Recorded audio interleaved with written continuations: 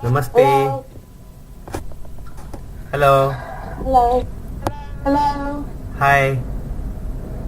Hi. How many of us are here? I see GC and I think Andre is trying to log in. Hi Angelica, are you there? Hi, I'm here. Oh, okay, good. So, okay, I think the Andre is trying, but it looks like she is having little trouble joining us. So we will wait few minutes. Okay.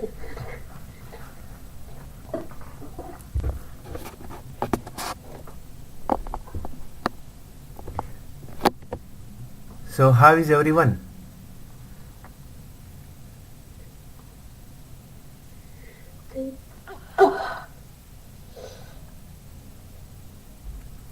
Are you able to go over the study material, the videos and the material?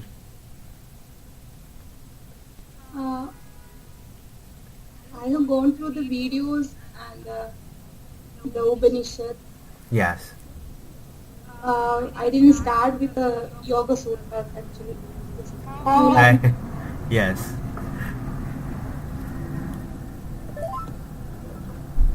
Okay, looks like Andre is joining. Yeah. Yes. So I was thinking about what we are going to cover today. I think it's really important to emphasize the importance of understanding the system of yoga. Without understanding the system of yoga, we will not be able to benefit much. So first we need to understand that yoga is a system, because how many of us we look at yoga as a system? Sometimes we just look at it like some philosophy or maybe an exercise, but yoga is a way of life. You use that every day, every moment, then only you can benefit. Yoga is not to practice like 1 hour a day and then do whatever you want to do 24 other 23 hours a day. You will benefit, but you will not benefit completely. So I will give you my favorite example. If you go to work only 1 hour a day, how your paycheck will look like? If you work only 1 hour per day instead of working 8 hours, if you worked only 1 hour or 30 minutes a day, how your check, how your payment will look like? Very passion. Huh? Say that again. We will be expecting something more and we'll get only a fraction of what we are expecting. Yeah, and that is what happening. When you buy a new car or new phone, and if you do not go through the instruction manual, what happens? You have that phone all the time, but many of the functions we are not even using, we are not even aware. Let me use another example. How many of us are aware of our rights as a human being? Like the human rights, the legal rights? Not many. That means if we are not aware of our rights, our potential, we are not benefiting from it. So I'm taking a small risk of repeating myself, but I have been teaching yoga for a long time, and I always see the same problem. People think yoga is only a thing to practice like 30 minutes a day or 1 hour, maybe once a week, 1 hour, and then the yoga should help them in all aspects of life. So that is why I like to say to them, don't we eat every day? Don't we take shower every day? Don't we go to work full time every day? Are we not on top of the work or studies, whatever we are doing? So why can't we treat the system of yoga same way? Otherwise, we will get the benefit in proportion to how much we are investing. Is it making sense or not? Yes. Yeah. So, if you really want to benefit from the system of yoga, I'm going to ask you, since there are not many people, we have the luxury of time. So I'm going to start with Jessie, and then I will ask Andre, and then I will ask Angelica. So,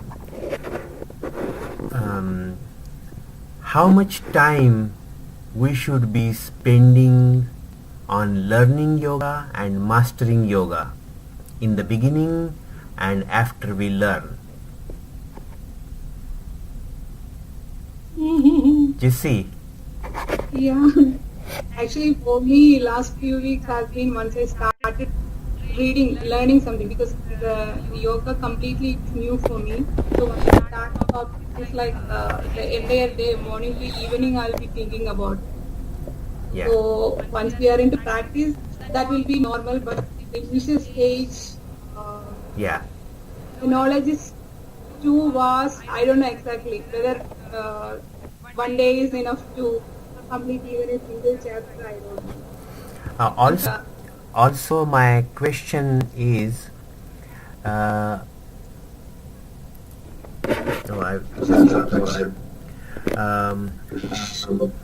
yeah, my question, I just remembered. If you are preparing to pass the certificate exam, like get the yoga teacher certification, that is a different thing. Or if you want to benefit every aspect of your life from the system of yoga, so that differs. If you are just preparing for the exam, probably couple of hours a day, including the practice of the asanas, the postures, the breathing, and the philosophy is okay. But if you really want to benefit, like completely, you need to practice yoga 24 hours a day, and I will explain you how is it possible to practice the yoga 24 hours a day. 99.99% of the yoga is practiced with mind. So let me give you a simple example, because I am benefiting from this system tremendously. So I am eager to share that with you all, and also not just share my experience like, oh, I had a beautiful dream. I'm going to give you the tools, and I'm going to hold your hand and walk you step by step until we all get the desired result. So I'm going to explain how is it possible to practice yoga 24 hours a day, or at least the waking hours of the day. So I'm going to read the second verse from the Yoga Sutras of Patanjali, and if you like, I'm going to recite it very slowly. It is only 4 words. You to recite or repeat after me.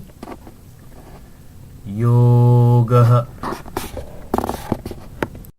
Chitta Vritti Nirodha. Let me see if I can also type. Yeah, I think I can. Yoga Chitta. Oops, I typed 3 T's. Chitta Vritti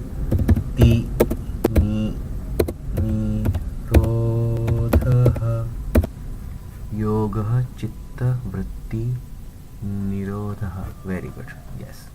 Okay, so you can look at the spelling and chant with me. Yoga ta vratti nirodha. It means so much. Actually, without exaggerating, I will say it takes maybe few lifetimes to understand the depth and mastery of it. But right now, I am not a master yogi. I am not a guru. I am not a saint. I am just a lay person, just like everybody else. So, from that perspective, we will try to use the simplest meaning that we can put into the practice, benefit from it, that will help us to cultivate our faith in the system of yoga, and then we can benefit more from it. So there is always first step and second step and third step. If we tried to take the second step, if you want to experiment, since you are going to be yoga teachers, I would highly recommend you to try this experiment for the sake of explaining your your students. Would you mind standing up on your feet? Yoga is a practical science. Now please skip the first step and take the second step. Don't take the first step, take the second step. Start walking, but please don't take the first step. Just go to the second step and go to the third step, and Are we doing acrobatics? No, this is just a practical experiment. Okay. Take the So- second step. I have to take the second step. Yeah, so do you think is it possible to take the second step or third step without taking the first step? No. Right? No. You cannot go forward, you cannot go backward, you cannot go left, you cannot go right. Unless you take the first step, the universe will not reveal or provide the space to take the second step. So sometimes we get overwhelmed. We see, oh, the situation is so dire and bleak. I cannot possibly go anywhere, because we are expecting to see the whole passage clear. And since we don't see all the steps, we get discouraged. But yoga is saying all you need to do is take the first step. And as soon as you are able to take the first step, the the space or the situation for taking the second place will be provided. Please take your seat. I apologize for making you stand up. But did you really understood how the system works? Yes. Okay, so yoga is a system. It is not religion, it is not cult, it is not anything. It's pure science, which includes the psychology, anatomy and physiology and the laws of nature, or the physical laws of nature, the spiritual laws of nature and the psychological laws of nature. And we will see how.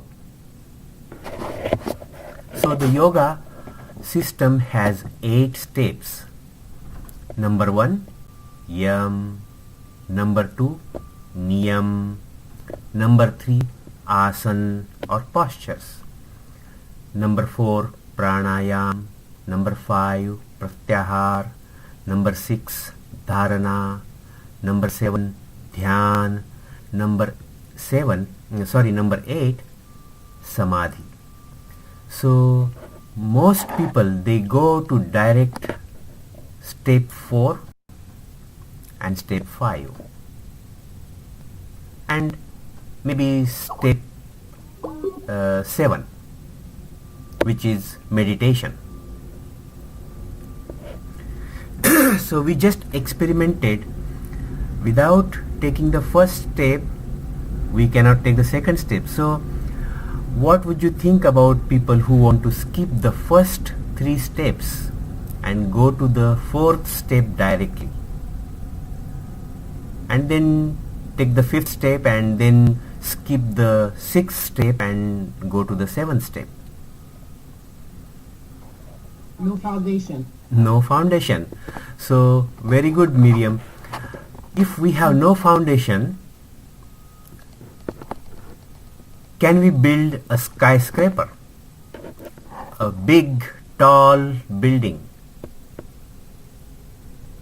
We can say, let me build the building first, then I'll think about the foundation.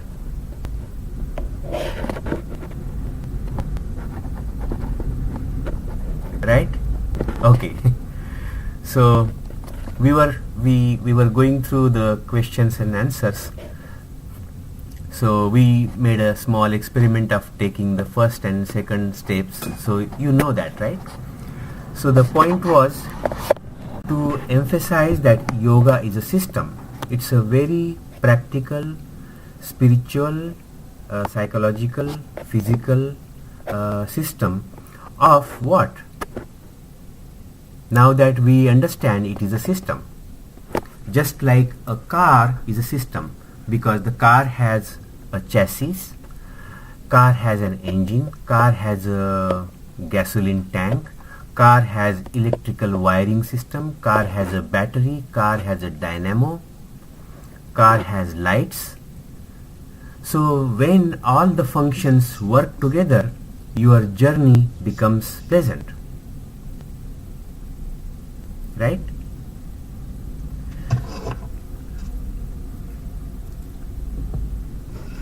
So any questions? Without the questions, we cannot really understand the system. And I encourage you, please don't feel uncomfortable asking questions, or any question is a good question.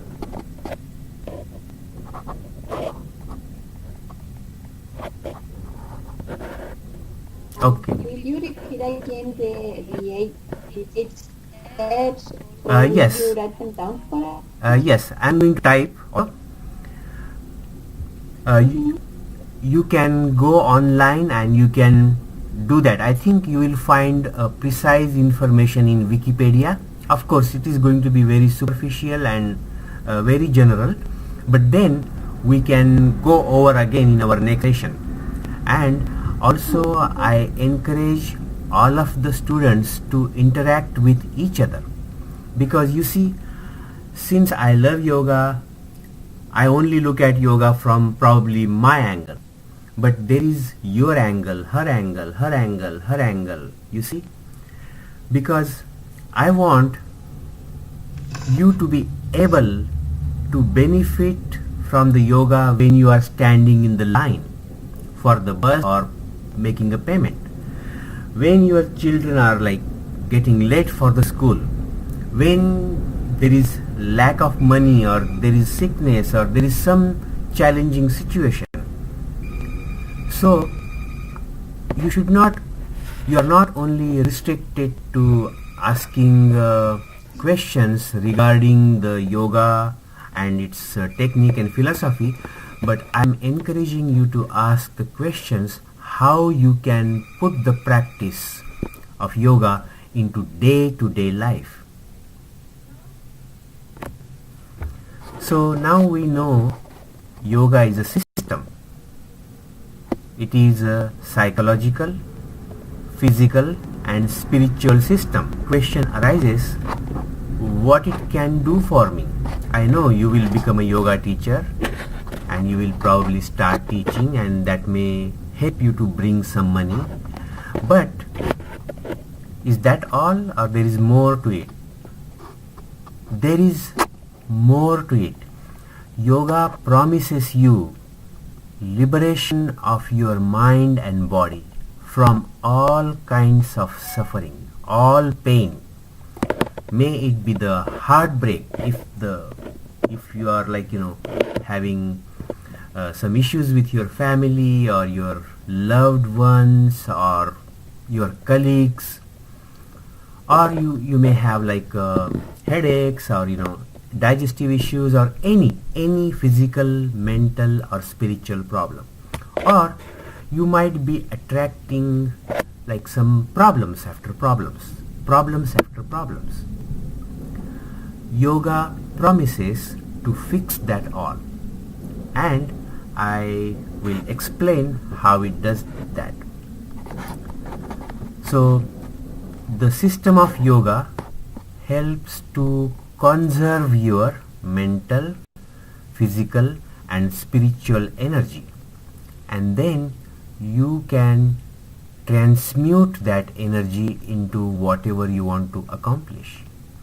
There is also a potential, depending on how much energy you will invest into the practice of yoga, learning, teaching, talking about it, walking it.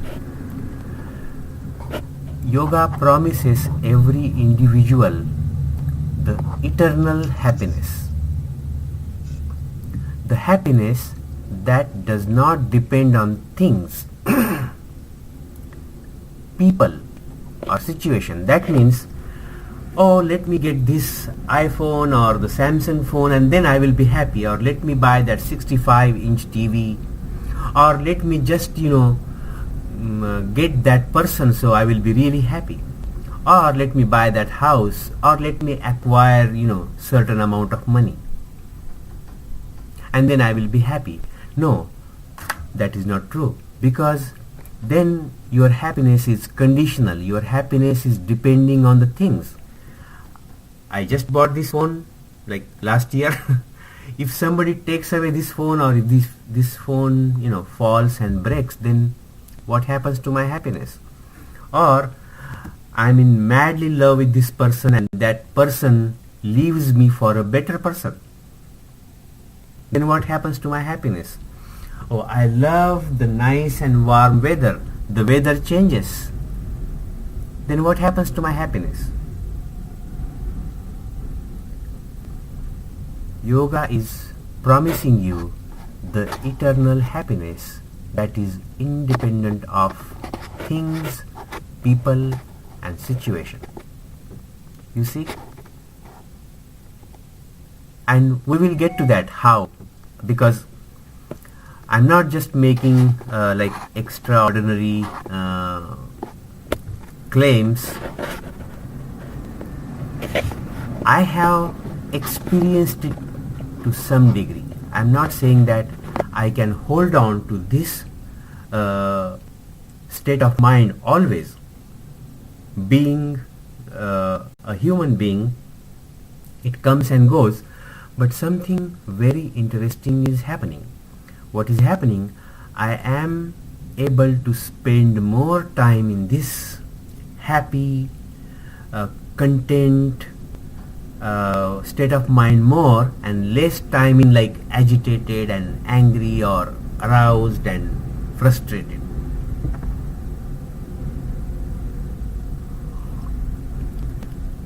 Sorry, I wish I could offer the tea.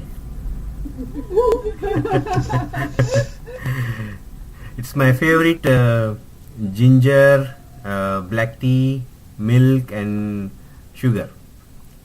Indian chai tea. I think Black tea and sugar? ginger. Remember we had that tea once? Yes. Yeah, the same tea. And sometimes I would put little cardamom, if I remember. So may I invite some questions?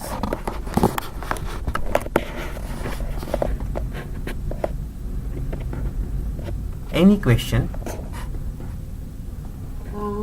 I have a question. It's not directly related to what you shared, but it's a general question about yoga. Yes. The different kinds of yoga, are they branches of the same philosophy, or do they have a philosophy of the same system, or do they have their own and different principles? Very good question. There is only one yoga. You see, the funny thing is, yoga means union, right? Taking different things, putting together and making it one. But sometimes when we enter a commercial market, people break that and they say my yoga is better than your yoga, so you should come to my class, and they start marketing as Bikram yoga or hot yoga, cold yoga, straight yoga, horizontal yoga, aerial yoga. Yoga is yoga, and there are a couple of scriptures, but the main scripture that we will be following is widely accepted, and it is called the Yoga Sutras of Patanjali. I am going to type it into the text so you can see it.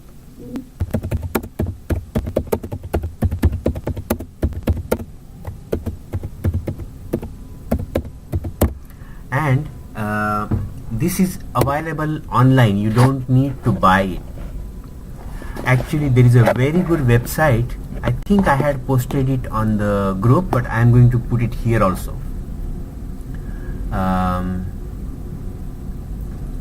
It is called swamij.com.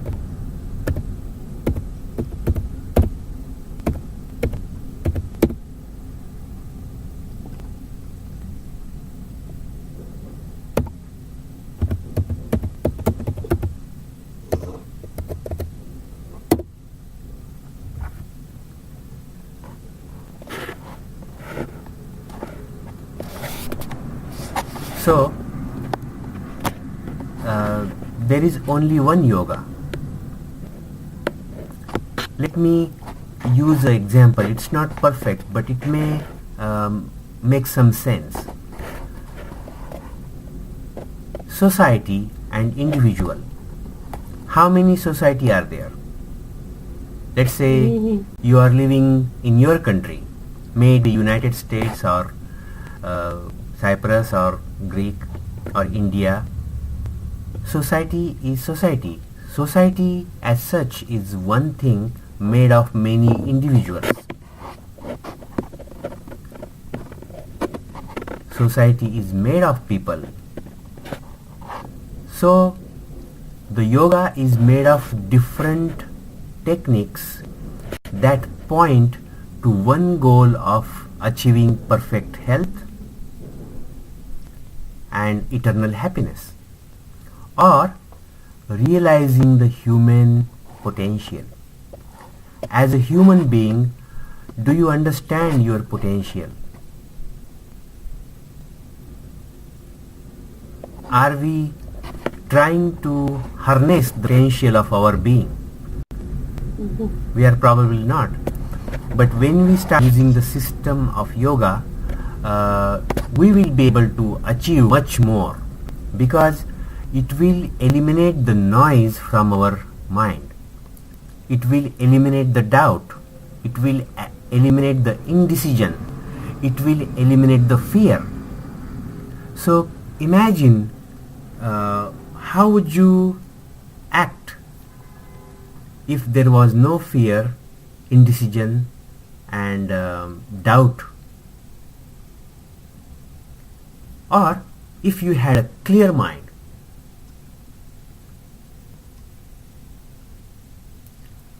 Wouldn't it make easier? Because the amount of energy spent on like wondering, oh, should I do this or not?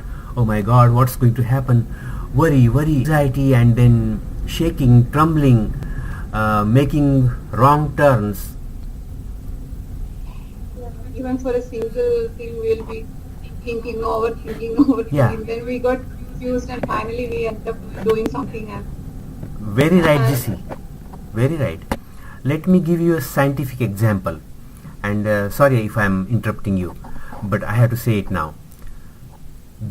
What is the organ in your body that consumes most energy? We are talking purely scientific. Which organ burns more energy?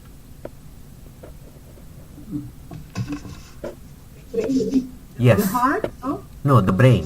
It is the brain. The brain consumes 20% of all your energy. Imagine what will happen when you start worrying about something, or when you are experiencing negative emotions, you are burning a lot of your energy, and what you are accomplishing? Probably not much. So if I'm just like sitting here and worrying about something, I'm not getting any step closer to my goal. I'm just worrying. I'm not doing constructive thinking. I'm not doing anything positive. I'm just weakening myself. I'm weakening my immune system. I'm impairing my capacity to make a right decision. You see? So the practice of yoga will eliminate that.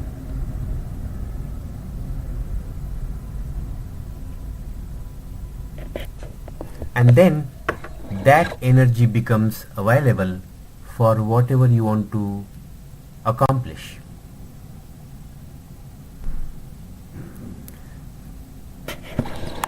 So going back to your question, Andri, what was your question again? Please refresh me, remind me.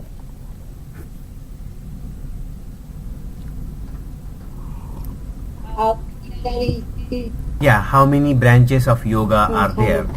Well, there is just one yoga, but we can say there are different flavors. Let's say if I am teaching yoga and my wife teaching yoga, we went to the same school, but as a person, we are two different personalities. So our style will be slightly different, although the skeleton will be the same. We will start the same way, but the examples and the time you spend on certain things will be more or less. So we can say the flavor may change, but if you stick to the principles, that is why I really just want to focus on the scriptures and what the system does for us. Once you have that map in your head, you will not get lost into the so many details and the confusion that has been created by so many different disciplines and everyone claiming my system is the real tradition and your system is not so correct. That is rubbish. So you once you have the perfect understanding of the yoga scriptures and the laws of nature and how they work, then you have no problem. Then you cannot get lost. I will give you another example. Let us say you are driving and you are using your GPS. The only difference between you and other person who is using the GPS is you might be little bit couple of miles ahead of each other or behind each other, or you might be in the middle lane or left lane, but your goal, you are heading towards your goal. That will be the only difference. But when you deviate or leave the scriptures or the guide or the map, then you can get lost. Instead of going to Texas, you can go to Florida or another city.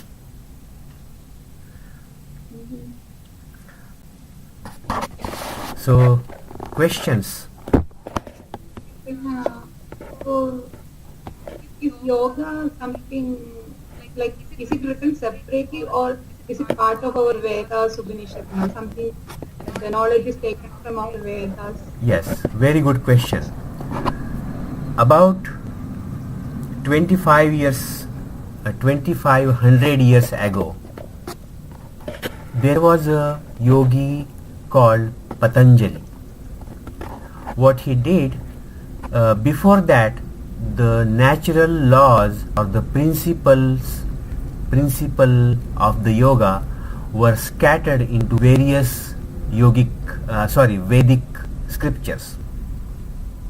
So what he did, he understood and extracted those principles put it together, and then he organized these principles in a meaningful way as a system. Just like, he did not invent anything, because nobody can invent the laws of nature. Sir Isaac Newton, he only discovered it. He did not invent the laws of nature, the law of gravity and the law of inertia and the action and reaction. He just understood and he put them into a meaningful way and he started teaching it. Just like that, Patanjali, he put the principles in a orderly system and created a science out of it. Just like the scientists from the 15th, 16th, 17th and 18th century, they created chemistry, biology, electronics, mechanics, physics, mathematics out of the laws of nature by understanding and making it more meaningful. Sometimes they appear to be like different from each other, but if you look closely, they are really one and the same laws of the nature. Superficially, the biology may look very different from chemistry. The chemistry may look very different from physics. The physics may look very different from psychology. The psychology may look very different from mathematics. But it is not. It takes some understanding. When you go deeper, you see that, oh, okay, everything is based on the same laws of the nature.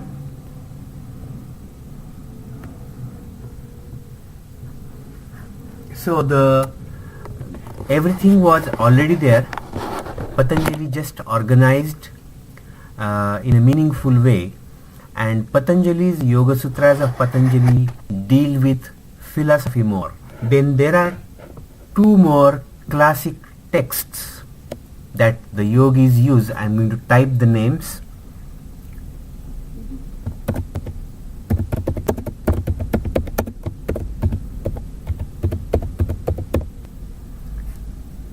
Hatha Yoga Pradipika, and there is another one called Gheranda Samhita.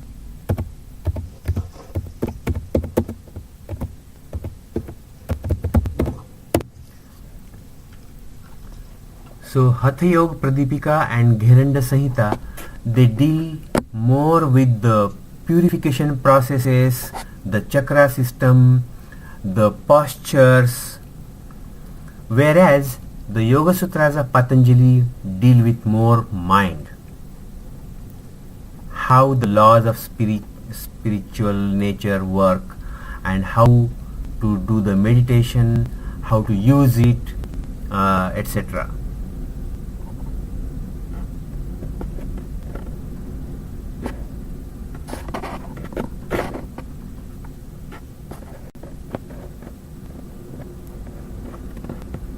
So, any questions, Angelica? So,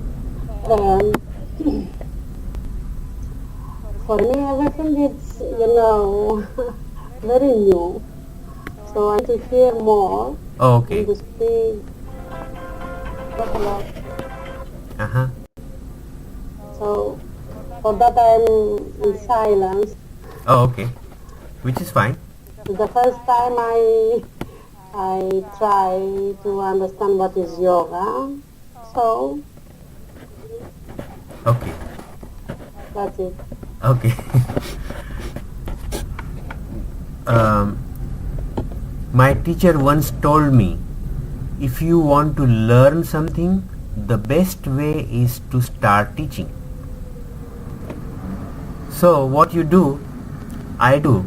Even if I just know how to write A, the alphabet A, I will get super excited and just start teaching A.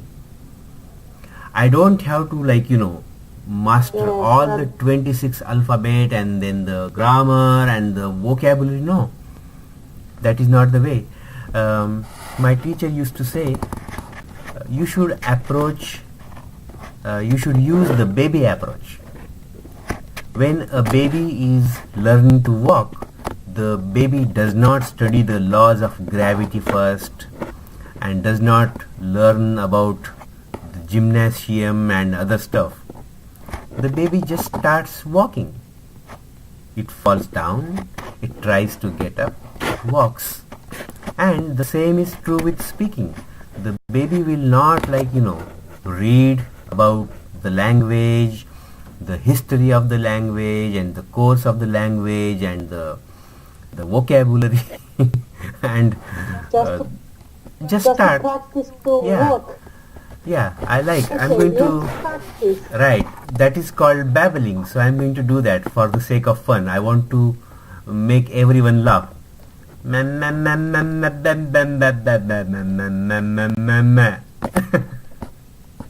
This is how the children learn to talk, right? Right? So we want to take the baby steps in yoga. So how do you do it?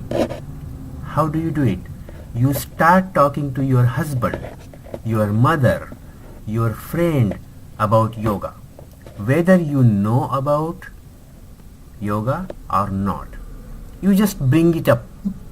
You bring up the topic. And there is a magic in this ritual. When you start talking, thinking about it, the thing will present itself when you do the enough things.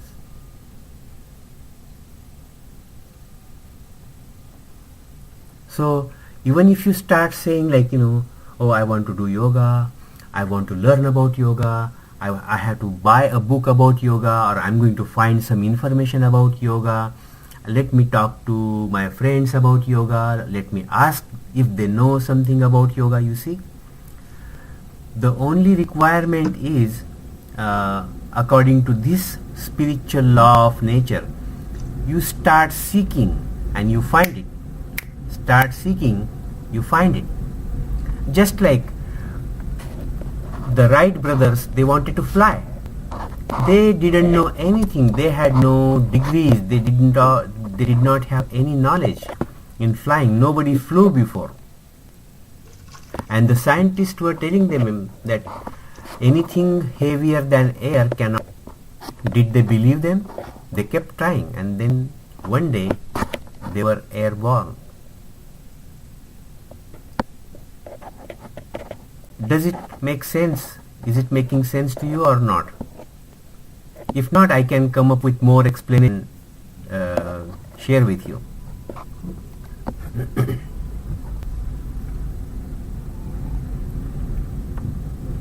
Even if it is related to law of attraction or yoga, when I'm going and telling my husband, he'll be looking at me like this, okay. Then we will have an argument. That is fine. That is the preliminary phase. This reminds me a famous quote from Mahatma Gandhi. He said, at first they laugh at you. No, at first they ignore you. Then they laugh at you. And then they fight you and you win. But Yes, right. support me in everything. Huh? He is very understanding. No, I'm telling about my husband. He supports me in everything. Whatever I want to learn, I can read anything, no issues. He will listen to me also. But if I am practicing yoga or I am reading books, what we are trying to achieve is the mental peace or the complete, no worry. He automatically he's in that state only always. So Oh. I used to wonder how this guy is. Right. That used to create problems for me before he doesn't think about anything. Yes. He is how he is. I used to wonder about that. Oh, okay. Yeah, that's actually a good thing, because you already have someone who is practicing that equanimity of mind, a balanced mind that stays in its own right place.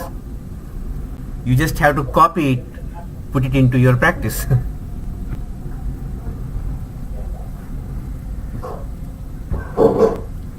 There there is another thing that I want to speak little bit about it. There is a saying, a very good saying in English. There are big minds, there are average minds, and there are small minds. Big minds talk about ideas. Average minds talk about events. And the small minds talk about things. So it is highly recommended that you hang out with people who talk about idea. How do you know? You can tell by the topic they are discussing. If you see anyone, they might be dressed very well, they might have a very good appearance, but if you see talking about the shoes or the ring or the earrings or the car, just find out what is the object of their conversation, what is the topic. If they are talking about the things, they will not really go ahead in life very far. And then if you find people talking about events, oh, you know what, I was going to work and you see what happened, there was an accident and I stopped there, this happened, that happened, that is average people. But when you see people talking about solution, an idea, so even if you start a conversation like, oh, I'm having back pain, and the people with idea, they will say, oh, okay, maybe you should try yoga. So you see, they are trying very hard to give you a solution. But the average person will start, oh, my aunt also has back pain. And then, last year what happened, my friend, she fell down and then she was having backache and then we had to go to the hospital. Events, this happened, that happened, this happened. We want to avoid that. And then people will start talking about the medicine that they took, and that didn't help, the wheelchair. You see where they are going. So as soon as you realize we're not talking about the solution, we are interested in problems. We are interested in solution only. And whatever you are seeking, you will find it. It is the law of nature. Oh, also I want to mention something briefly. I was thinking a lot about how I can bring you more knowledge and how you can retain that without losing. The reason, we live in the world of information overload. You see, just like 25 years ago, the world was much quieter place. Today, you cannot even eat your food in peace.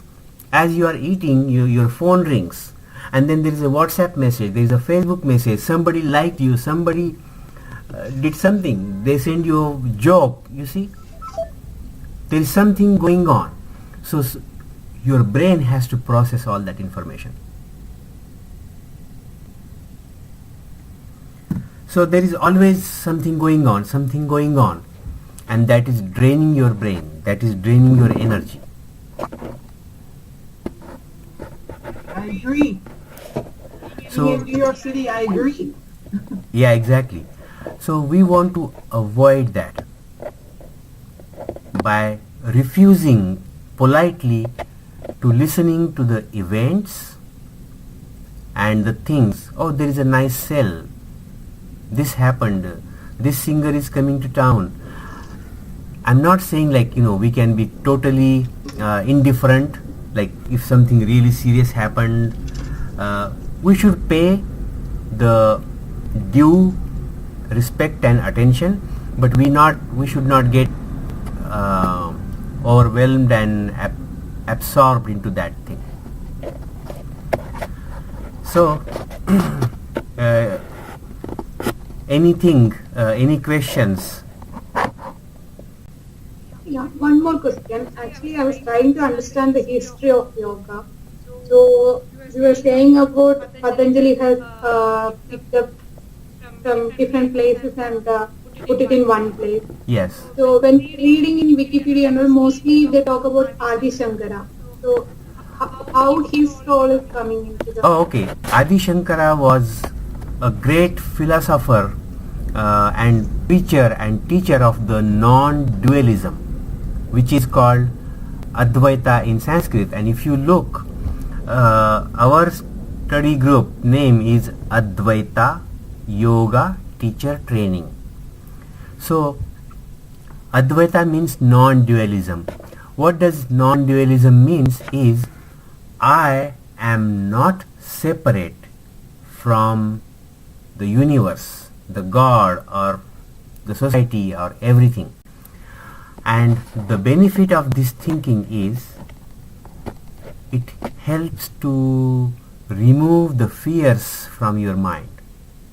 Because even if you can see everyone as your friend, oh, you know what? Let me make you smile. I have a very beautiful something to share with you. I'm just going to play a song. Let me see if I can. Yeah. The song is called "Haven't Got a Worry to My Name." It is by Rosemary Clooney, and I know it's only 2.5 minute song, but it speaks about the philosophy of yoga. Lot of songs and movies in my teaching. So the names of the movies for you to watch.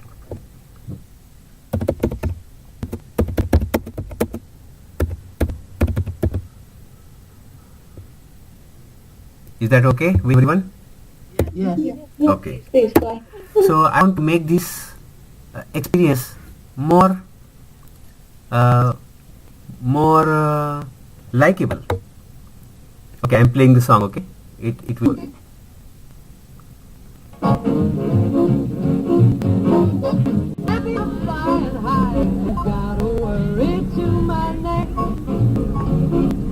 She's my friend, he's got a worry to my neck.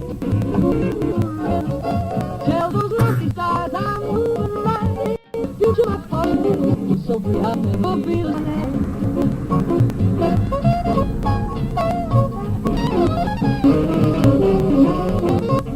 Who studied to be a moral? Me, I have a fly very bad. What is my fortune? I haven't got to worry. Who's got time to worry?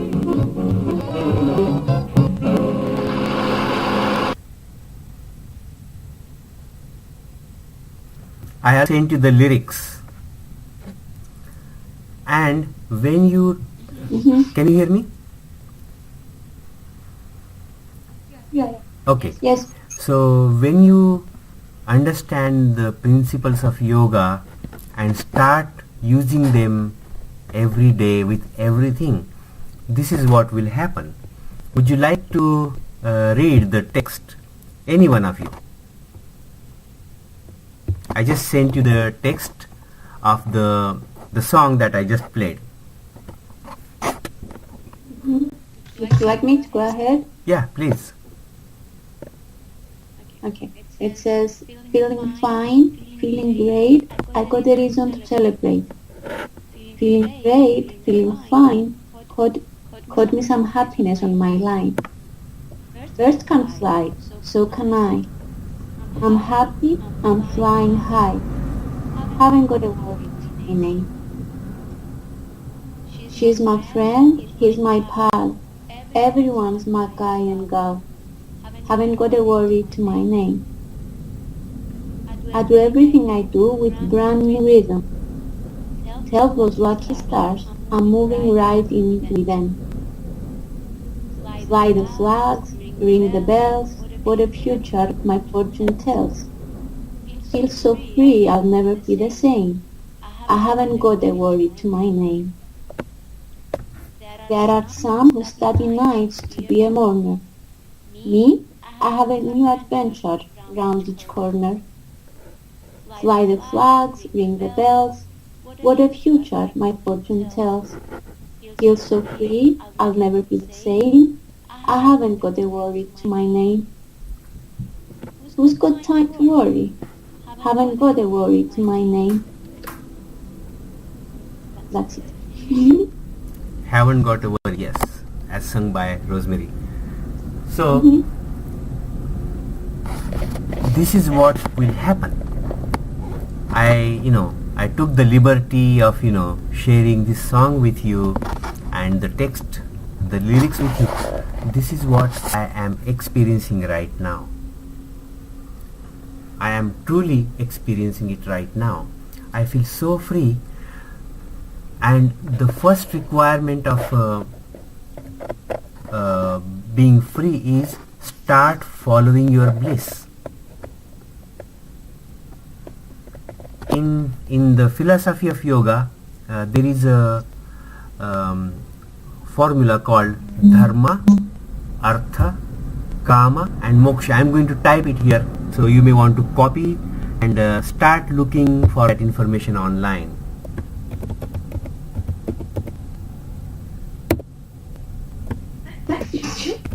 Bless you. Yes.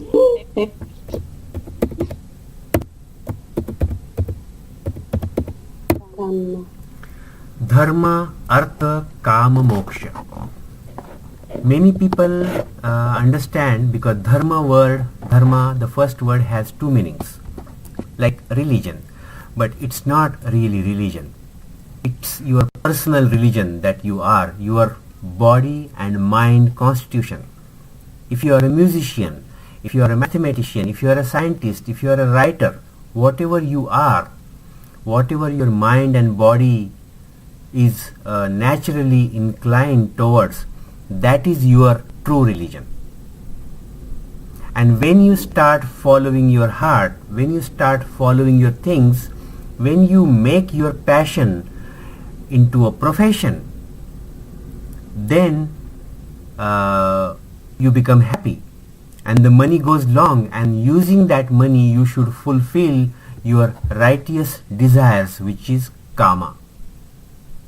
And as a result, you get the moksha, or the liberation of the mind. You are free from all bondages.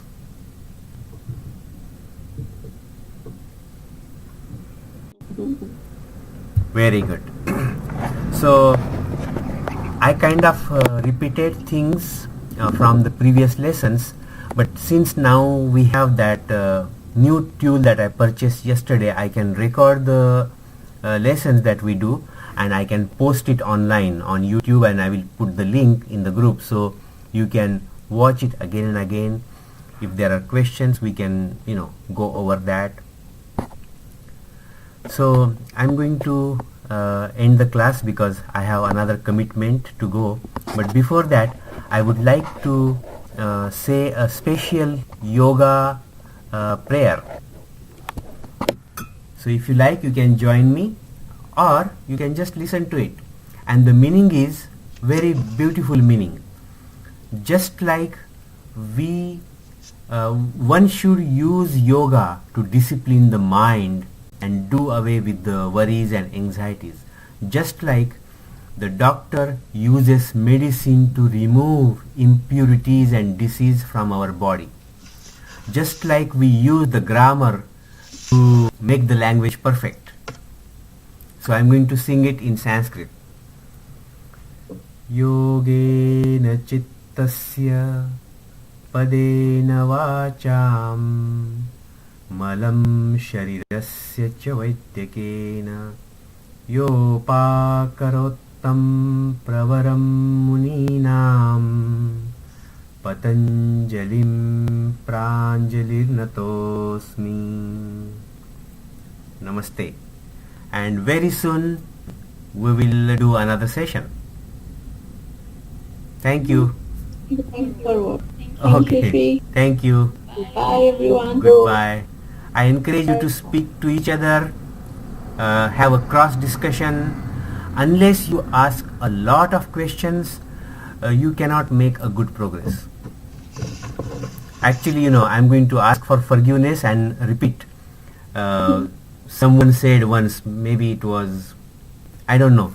They say, if you don't ask question, it means only two things. Either you understand everything, or You don't understand nothing. Yes. right. Thank you so much. And I'm always here to ask any question you may have. And if I cannot, I will contact my gurus, my teachers, and try to find out. Okay, namaste everyone. Have a beautiful weekend. Namaste. Namaste, everybody. Namaste. Namaste. Take care. Bye. Namaste. Bye. Bye bye. Bye. Bye.